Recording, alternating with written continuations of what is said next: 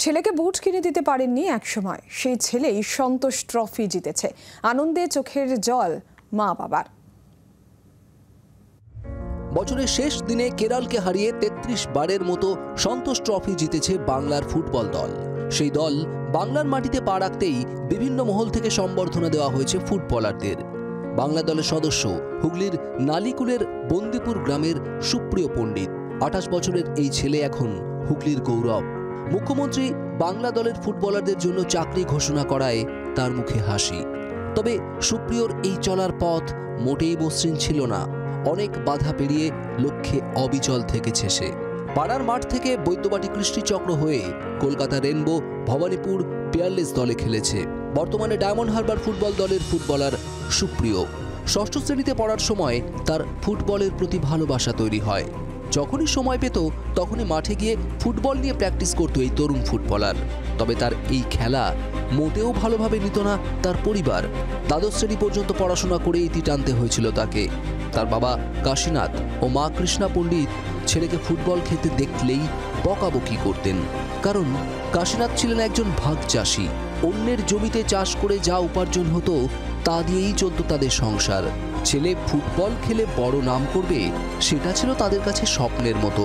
অর্থের অভাবে ছেলের জন্য সামান্য বুট কিনে দিতে পারেননি তার বাবা। যদিও ছোট থেকে সুপ্রিয় ছিল জেদি, বাবা মায়ের বকাবকি সত্ত্বেও চালিয়ে গিয়েছে খেলা। এখন সেই ছেলের খেলা দেখতে মিস করে না বাবা মা। বাংলা দলের প্রতিটা ছেলের জন্য মুখ্যমন্ত্রী মমতা বন্দ্যোপাধ্যায় চাকরি ঘোষণা করেছেন। এর জন্য সুপ্রিয় কৃতজ্ঞ। তার দু চোখে স্বপ্ন রয়েছে ইন্ডিয়া টিমে খেলার। এবারে সন্তোষ ট্রফি খুবই টাফ টিম ছিল আমাদের গ্রুপে। আমার পথ ধরতে গেলে আমার পথ অনেকটাই কঠিন ছিল। ছোটবেলা থেকে আমার বাবা মা অনেক কষ্ট করে মানুষ করেছেন। কখনো কিছু যখন যা চেয়েছি তখনই তাই পেয়েছি।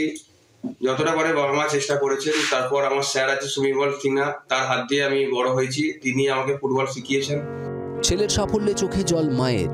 অশ্রু ভেজা চোখে মা কৃষ্ণা পণ্ডিত জানান, অনেক কষ্ট করে ছেলেকে মানুষ করেছি, মেরেছি, বকেছি, তবু খেলা ছাড়েনি। বাবার ইচ্ছে ছিল না, খেলাধুলো করে কিছু হবে না, তবু আমি ঈশ্বরের প্রতি ভরসা রেখেছি। জানি একদিন না একদিন ছেলে ঠিক মাথা উঁচু করে দাঁড়াবে। কত কষ্ট করে ছেলেকে মানুষ করেছি, মেরেছি, বকেছি। ওর বাবার ইচ্ছা ছিল ওটা কিছুতেই আমাকে কথা বলতো, ছেলের খেলাধুলা থেকে কিছু হবে না। আমি বললাম, না বাবা আছে, আমাদের ঠাকুর আছে, ঠিক একদিন না একদিন জয়ী হবে আমার ছেলে।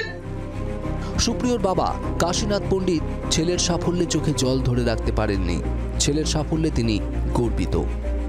হ্যাঁ, তখন আর্থিক অবস্থা খুব খারাপ ছিল, পেরে উঠতে পারত না। একটা বুট কেনার পয়সা ছিল না। কি বলবো, এইভাবে কোন রকমের সংসারটা চালিয়ে ওকে করেছি, কষ্ট করে মানুষ করেছি। সুপ্রিয়র সাফল্যে এখন গর্বিত হুগলি, যা প্রেরণা দিচ্ছে খুদে ফুটবলারদের। হুগলি থেকে বিধান সরকারের রিপোর্ট, জি24 ঘন্টা। বাংলার আওয়াজ, বাঙালির আবেগ, জি24 ঘন্টা।